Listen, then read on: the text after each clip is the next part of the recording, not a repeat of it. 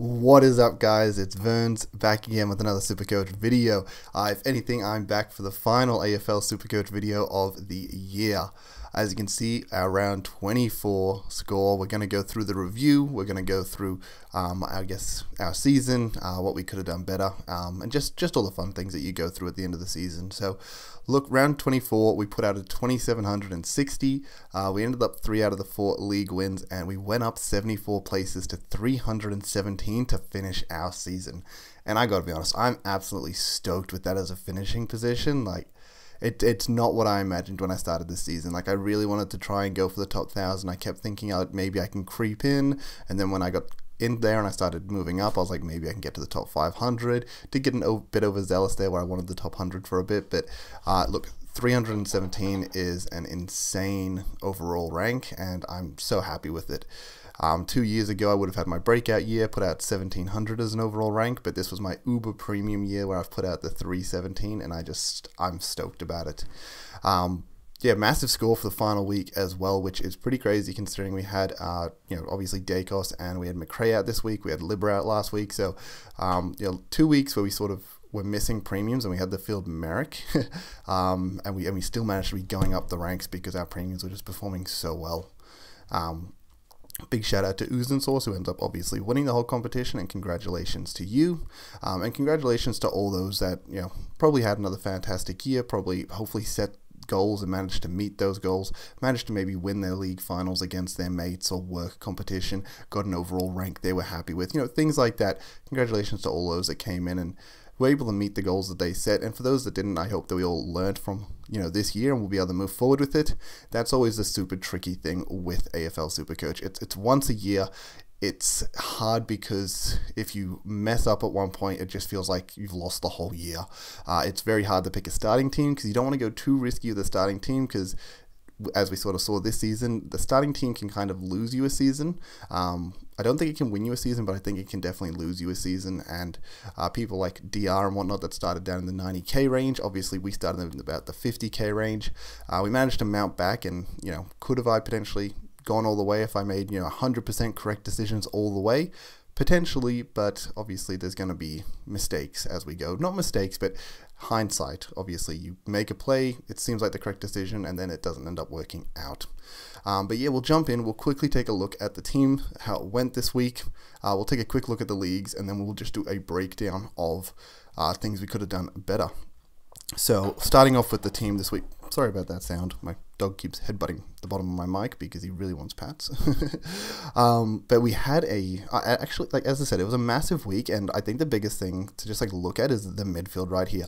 All these players 120 plus minimum. Lowest score 122. Like, how good does that look in your midfield? Like, that's what you expect to see at the end of the season. When you got a full premium midfield, this is what you want. 120 plus from everyone. Massive scores, which were just so good for us. Defense also had a similar thing where everyone was sort of 110 plus until Day came along with his 80, but really good scores from everyone in the back line as well. And then the forward line is sort of where it falls apart a bit. Obviously, we had a great Butter score, Golden score, Rosie score, but Taranto 67, but everyone tanks that. If anyone moved out Taranto at the end of the season for an antipod, congratulations, because you were paid dividends for that. Keys puts out the 84 and Marek with the 49, which, is plausible. We'll take a 49, considering the first time we fielded him, he got a 16 for us. Marshall, also a massive score, and Briggs. Now, what you guys will notice is I talked about VCing Marshall in my video last week, and then we didn't do it, which I felt pretty sad about when he was, 160 at the end of the game, and scaling actually took him back to a 154. Look, there was a reason we wanted to VC Marshall, I think the scary thing was Bont going into basically a VFL side from Geelong. That was pretty terrifying, and I didn't want to be caught on the other side of that. I felt like Marshall was going to get a great score, but I didn't want the same thing of last week. Marshall comes out with a 140, I take that VC, Bont gets a 160, 170, and I get punished 20, 30 points, and maybe I cop up some league wins. So didn't want to take the risk there. Thought, it's just safer playing Bont. Only lost 8 points, that's not the end of the world. And then we had Butters as the C for the backup, which also was a better score than Bont, but look, I think Bont was the safe play to make, also with probably the highest ceiling available. But yeah, we looked at obviously Sicily earlier in the week too. I was feeling a bit scared about that when he was 90 at halftime. But I guess every option we looked at of the 4, we looked at I guess Sicily jumped off that. We looked at the Marshall, ended up jumping off that, and then Bont into Butters. All those massive scores and very captainable scores, so very happy with all of those. Obviously, a good week of footy to finish. As we can see, our Magpies got the minor premiers, so always happy with that. We were pretty confident in getting that, but we had been dropping some games we probably shouldn't have. Doggies end up missing out on the finals, which I kind of find funny, but also deserved, in the sense that, you know, last 3 games in the season, you lose to 16th and 18th. Don't really deserve finals at that point. Adelaide, unfortunately, obviously, end up winning in a game that doesn't matter. Tex doesn't get the Coleman. Obviously, Kerno ends up securing that. And then Carlton kick a few goals at the end to push GWS down to 7th. So St Kilda get the home final, so they're probably happy with that. I mean, the other thing to look at too is because of GWS winning, even if Adelaide ended up winning last week, they still would have ended up just 9th. They wouldn't have actually made finals. So hindsight, as much as it sucks, obviously, losing last week, it at least didn't really cost them finals at the end of the day. Now, obviously, that's just a quick overview of the team because we don't really care too much at this point of the season. So we're going to jump into the leagues, see how they went. Now, we had our YouTube league, number 1. We ended up taking out Hot Shots by 18 points. So a very close one there. We both went with the Bont C in that game. Well, VC in that game. So once again, that could have been a game that's decided if I went for a more, if Bont did go bigger and I did end up going Marshall, could have been a game that was decided off that. So, you know, played it safe by taking Bont. Brad Close so far ends up taking 1st place in our YouTube league number 2. So congratulations to them. Obviously, they finished 5th. So coming from the bottom 4 in the finals to take the whole thing. Congratulations. I'll jump in and actually show you guys that because it doesn't quite show it. But yeah, Brad Close and Flag gets a good score, ends up taking down the Duke, so very nice. And I guess this is the first league finished off a very close finishing round as well, like massive. Yeah, just very close. I was feeling very scared for a bit. I think the final game came down to Petrarca versus Caniglio, and I had an 11-point buffer. So after Track dropped his 122, Cogs needed the 133 to I think technically tie it, so 134 to win it, but obviously, unfortunately, didn't get there. To my friends' leagues, as you can see, I ended up playing the same person in those leagues, Darcy. Congratulations to her, she was very happy with her season. She set a goal of sort of top 5K, and then she ended up, I think, just inside the top 3K, so, you know, congratulations to her for a massive year. Unfortunately, didn't get me in the finals, but was very happy to be playing me in the finals, because first time she's really made the finals in, I guess, the leagues that we used to participate in. We used to have a work league, but we no longer work at that job, so we just have sort of a mates league. And yeah, sorry, just 1 second here. So yeah, congratulations to her. This was my basketball league where we had a few extra spots, so I told her to come join that league as well, and yeah, she managed to play me in both of those leagues. So yeah, and then Fantasy Take TV, Airbulwer, however you say it, ended up taking the finals as well. So right now what I'm seeing is people who knocked me out ended up just winning the whole thing at the end of the day. Put out a great score there. And then Shorty Supercoach League, I ended up dropping to Studi Superstar, who had a massive score, 27.92. Like, that's a massive score, and congratulations to them, obviously coming from 6th place, another person from the bottom bracket to make it all the way through. Really big, and this isn't something like they were the top scorer overall and didn't make it, so they were 4th in total points. Yeah, Dacos Delight, absolutely amazing, and yeah, they managed to just put it together at the end of the season and make a massive run, so really congratulations to them. And then jumping down to my public league, if anyone, I guess, in my random public league watches this, then yeah, congratulations to once again another Duke. But yeah, I guess that's the overall how everything went. It was, yeah, as I said, a great year for me, and I'm super happy with it. Now, what we will just reflect on quickly is, I guess, what we could improve on, as well as, I guess, our big mistakes in the season, or what we learnt in the season. I think the biggest thing I learnt overall is to try and not always look at just the upside. Sorry, I'm going to stop doing that. Just the upside. I think the biggest mistake we made in the season was bringing in Cozzy Pickett, for those that were watching my videos at that stage. So we brought Pickett in for Day on round 5. Obviously, he had a great round 1 score, then he got suspended and came back round 5. And I think he had a good round 4 score as well. And I think what not what I think, what I know caught me at this stage was that Pickett was playing a bit more on the ball. He dropped a 130, then he dropped like a 90, and it felt like, hey, Pickett's playing a pretty good role where he's playing this forward hybrid midfield role, where he goes into the midfield and plays a bit on ball. Because of this, it feels like his floor has been elevated, and it does mean that he can still reach that ceiling that we know small forwards like Pickett and Shea Bolton and stuff can reach. So I felt like he was a bit more of a safer pick than what he ended up being. Obviously, he came out this round, dropped a 16 and then dropped a 60. So, I mean, two things with this. Obviously, he scored less than my rookies I would have had on field those weeks, so it lost me points overall. And then it lost me a trade because I ended up having to move him back out. Now, this is the week that I could have technically brought in Van Roon, and then I could have been making an upgrade in round 7 instead, sort of thing. So, assuming that I have a upgrade by round 7 before Pickett goes in and out of the team. One, it means that I should finish my team a week earlier. So I have a premium in the team a week longer. Let's just say the premium gets 100, the rookies are getting 60. That's about 40 points a week until my team is completed. So from round 7 until I think the team is completed here in round 15, so about 8 weeks where maybe 40 point different. Obviously, I haven't gone and worked that out. I'm just freeballing with that. So that's about 320 points I've just thrown down the drain because I was one premium behind where I should have been because I took a risk on Pickett that didn't work out. And that was me maybe looking too much at the upside. I should have been looking at what happens when he actually plays a more forward heavy role.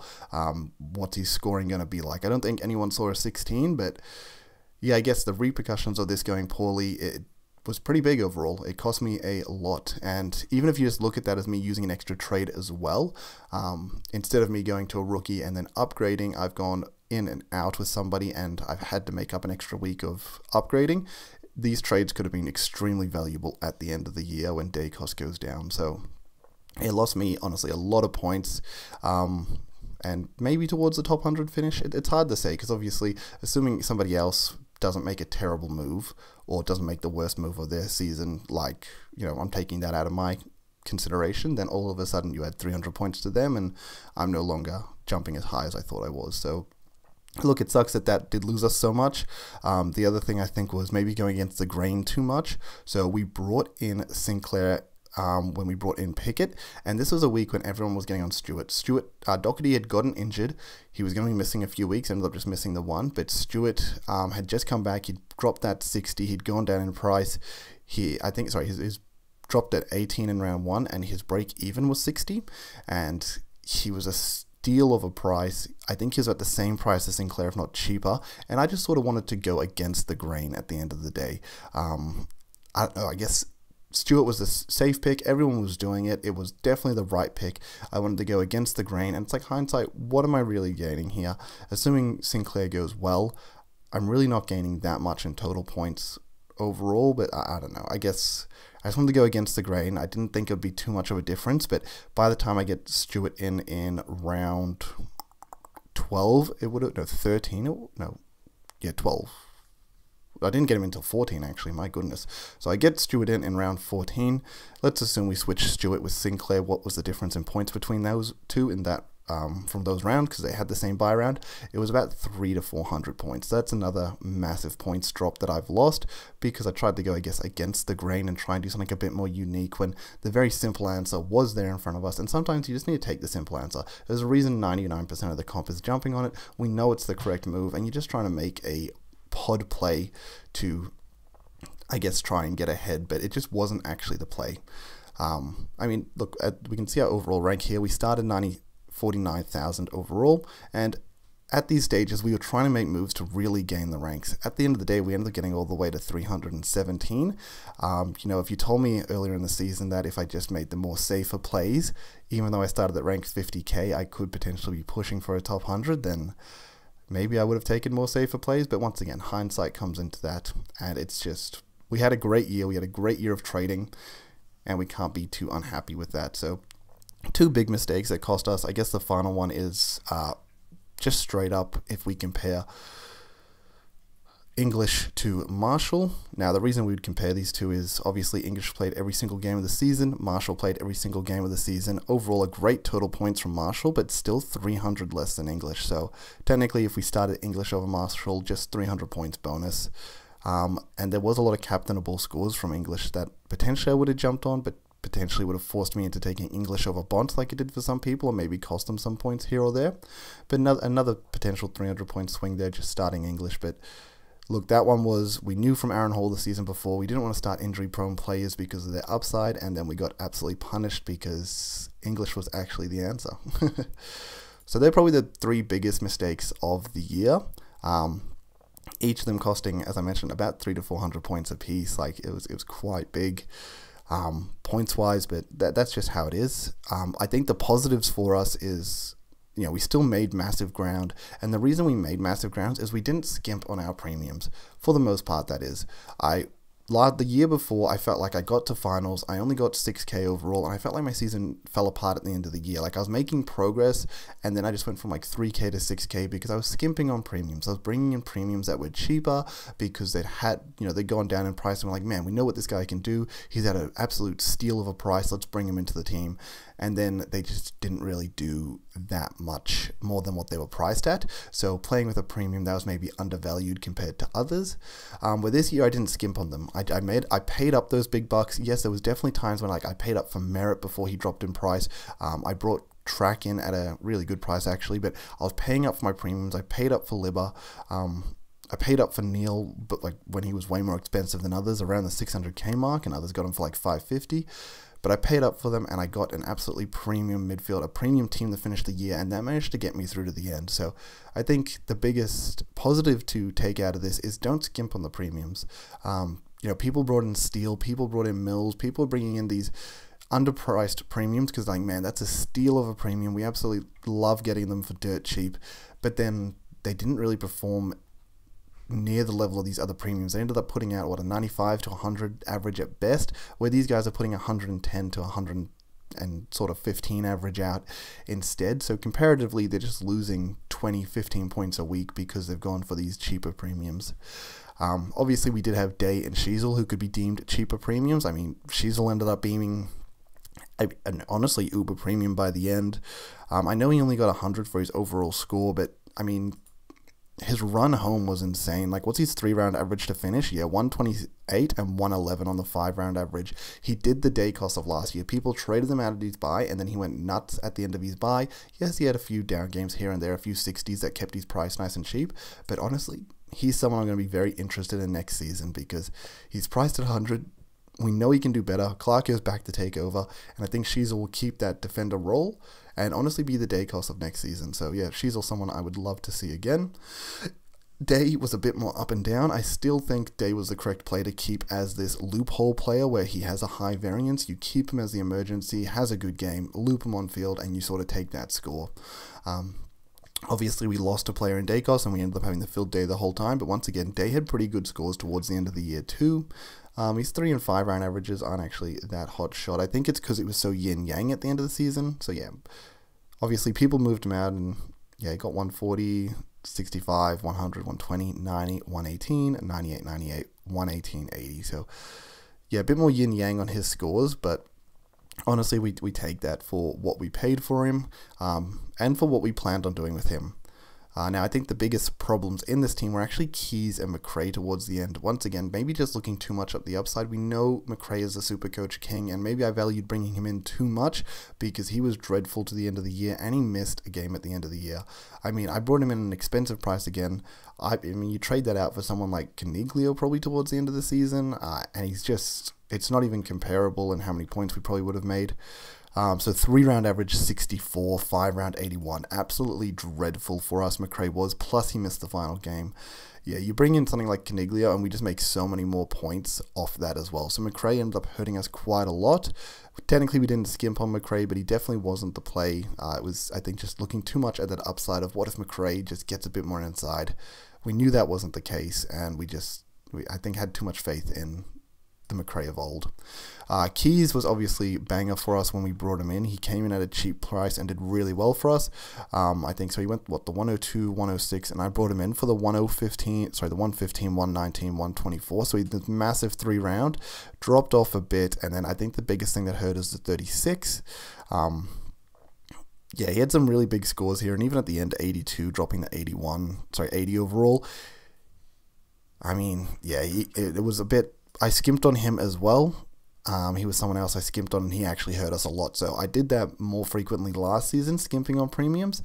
This season, I did that a little bit less so, and definitely had a better year overall. So, you don't skimp on Keys. We actually bring in a proper premium over McRae, and once again, a much better finishing team, as well as just a much better season overall. So, yeah, I think not skimping on your premiums, like we were flushed for cash, and just not skimping on your premiums was a big positive this year. And sometimes just weighing up that risk versus reward factor. Sometimes I need to make sure I weigh up that risk versus reward. Sometimes I just look at the reward and I think, man, that's going to be insane. Let's do this. And you forget about the risk. What if McRae continues to perform at this undervalued price? I thought at the time McRae would be a 105 average anyway. But obviously he dropped off towards the end of the season. Like, he was actually much better earlier than later in the season. He really dropped off, which hurt a lot. But I think a good positive of risk versus reward was actually the Petrarca trade-in. When we bought Track just at his 160, he was, I think, low in price, about 550-ish, and we versed the risk versus reward. We're like, Track is actually a superstar. At the rate he's playing, he could be easily a top 8 mid. At worst case scenario. Best case scenario, he's honestly F1. We ended up bringing him in, didn't end up getting F1, but ended up being, probably like M3 or something along the line. So ended up being an absolute superstar pick. No, he's M2 at the end of the day. So yeah, absolutely nuts for us to bring him in. As I said, I got convinced by Eno on that, who sort of brought up the risk versus reward factor, and I think that's something that I need to make sure I consider by myself, risk versus reward. It's also why it's really nice to have discussions with people, and to a degree why I make this channel. I would love people to give me feedback, point out the positives, point out the negatives, and be like, is that really the best play? So you can think about it a bit more. But yeah, I guess that's sort of the things I learned from this year. Hopefully that'll help us improve in next year. I think there's a lot of players that we can see here that could be undervalued going into next year. As I said, Sheasel is definitely one that will be potentially on my list for someone we're looking at. I think Sicily still could be someone on that list. Teams have learned to deal with him a little bit better. But there's a lot of great players there. I think Butters is someone that people will be very hype on next year as well. He'll be full-time mid, but look, you put out a 114 average, and this man has so much room to grow. If he didn't get so injury struck at the start of his career, he could be already a step above what he's at. So yeah, anyway, that's the end of my, season review, guys. I know it's a long one. For those that stuck around, once again, I always appreciate you guys sticking around until the end. I appreciate those that have subscribed and just those that rock up and watch these videos, full stop. Now, for those that did stick around to the end, if you are interested, obviously they have released NBL Supercoach. That's something that I will look at doing. I don't know if I'll do YouTube videos on it, but I wouldn't mind doing it just on the off season, just because why not? Something to do while we wait for Supercoach, AFL Supercoach to come around. And for those that obviously know, I do play basketball Wednesday, Thursdays. It is my, primary sport at the end of the day, until really Supercoach took over and AFL became a bit more of my life. But yeah, so I might end up looking into the NBL and seeing if I do any videos on that. I'd have to do a bit of research first. It really comes down. If I put in the research and I'm happy with what I'm putting together and I can believe I can bring out content for you guys, then I'll do it. And if I end up being lazy about it and I just make a team and just throw it out and then don't really care too much, then obviously I won't bother making videos on things that I'm not truly passionate about. So yeah, just keep your eyes out for that if I end up doing that in the off season. But once again, thank you everyone for tuning in. I hope you all had a wonderful season, and I look forward to seeing y'all next year. Peace, later.